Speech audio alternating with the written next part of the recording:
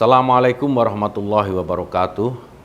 Alhamdulillahirrabbilalamin. Wassalatu wassalamu ala asrofil anbiya'i wal mursalin Sayyidina wa maulana Muhammadin wa ala alihi wa sahbihi ajma'in, amma ba'du.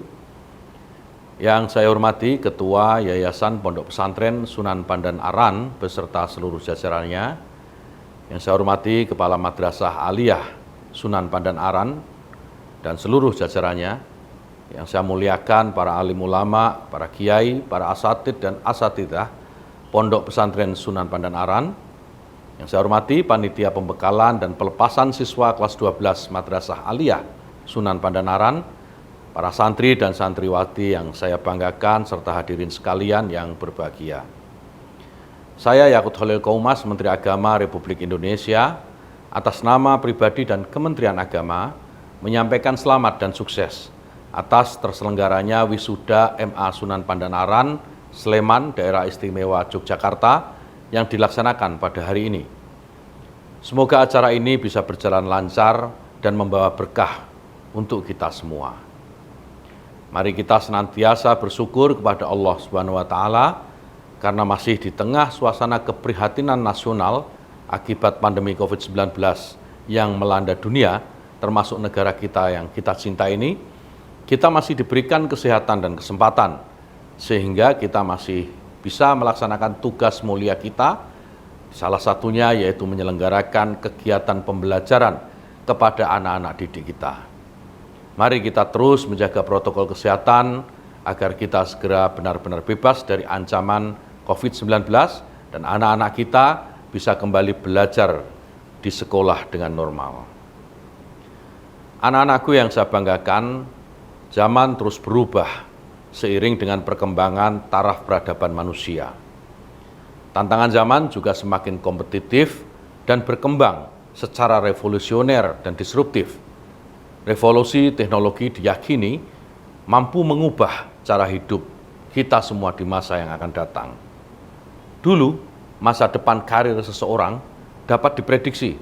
Ada hubungan yang linear antara latar belakang pendidikan dan jenis profesi atau pekerjaan yang digeluti. Dulu mahasiswa jurusan teknik misalnya sudah dapat dipastikan akan menjadi seorang insinyur sukses dengan pekerjaan yang pasti. Dulu juga mahasiswa jurusan kedokteran akan dapat diprediksi akan menjadi seorang dokter yang berhasil. Lalu bagaimana dengan sekarang? Saat ini, peta karir dan masa depan seseorang tidak lagi selalu linear. Lulusan teknik belum tentu menjadi insinyur, lulusan kedokteran belum tentu juga menjadi dokter. Kompetisi semakin sengit, ijazah tidak lagi menentukan segalanya. Bagaimana kita bisa survive di abad 21 ini? Berbekal ilmu pengetahuan saja tidak lagi cukup untuk bisa menaklukkan tantangan abad ke-21. Kita membutuhkan kompetensi, soft skills, dan nilai atau karakter atau attitudes. Pintar tanpa soft skill tidak akan menjadi pemenang. Pintar tanpa karakter yang baik juga akan percuma.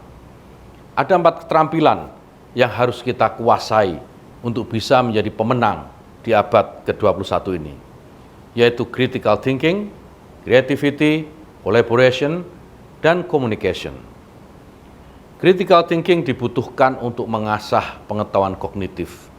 Kreativitas akan menjadi penentu keberhasilan seseorang. Inovasi-inovasi lahir dari kreativitas. Permasalahan dan tantangan dunia abad 21 nanti juga akan kian kompleks. Yang dibutuhkan tidak lagi kompetisi, tetapi kolaborasi atau kerjasama. Yang dibutuhkan bukan lagi daya saing saja, tetapi juga daya sanding. Tidak ada yang bisa berhasil sendiri. Kita bisa berhasil dengan kolaborasi, atau kita bisa berhasil dengan kolaborasi satu dengan yang lain. Kita harus dapat berkomunikasi dengan baik. Sepintar apapun, kalau kita tidak punya keterampilan komunikasi yang baik, kita tidak akan bisa mempengaruhi orang lain dengan baik.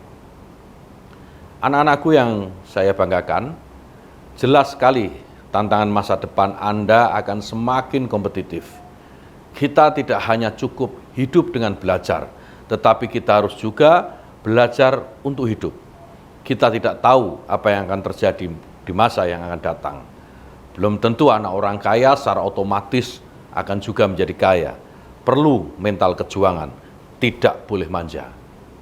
Terakhir, saya berharap anak-anakku sekalian, siswa-siswi MA Sunan Pandan Aran Sleman ini dapat tumbuh menjadi calon pemimpin bangsa yang tidak hanya profesional, tetapi juga berkarakter dan berintegritas dengan senantiasa memegang teguh prinsip dan nilai-nilai moderasi beragama dalam bingkai negara kesatuan Republik Indonesia.